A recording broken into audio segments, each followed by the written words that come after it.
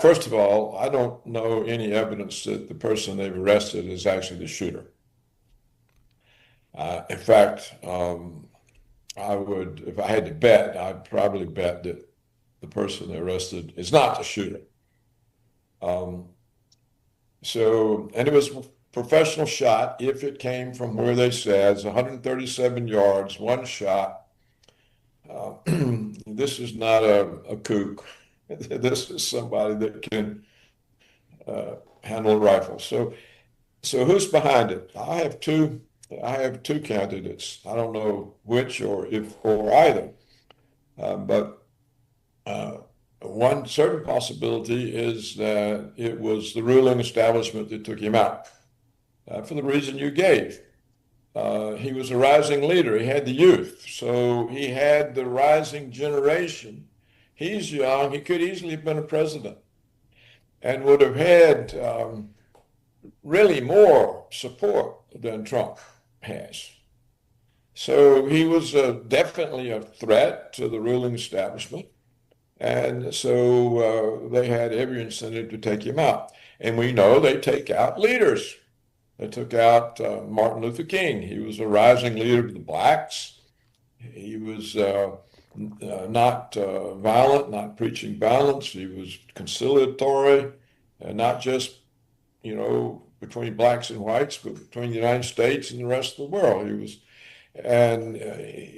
was seen as a threat because he was a leader they didn't have control over. So it took him out.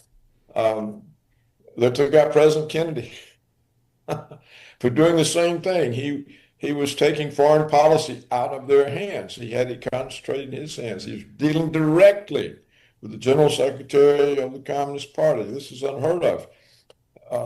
Frightening, actually, to them. So, yes, it's entirely possible the ruling elite took him out. Also, it's entirely possible that Netanyahu did it, that this was a Mossad operation. Why? Because Charlie Kirk began life completely, I would say, an Israeli shill. Like almost every American conservative, he's brought up that the Israelis are our allies, our friends. It has roots in the Cold War, where there's a huge focus on the Middle East because the United States was trying to combat Soviet influence in the Middle East and wanted to be sure the United States controlled the oil flows.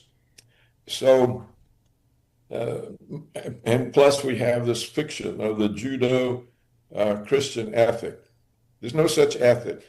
It's nonsense. The God in the Old Testament is angry and vengeful, and the one in the New Testament is loving and forgiving. So there's no such thing as a Judeo-Christian ethic. But all of this served for however long to keep the conservatives unthinking about Israel. They just, that's part of America. That's us.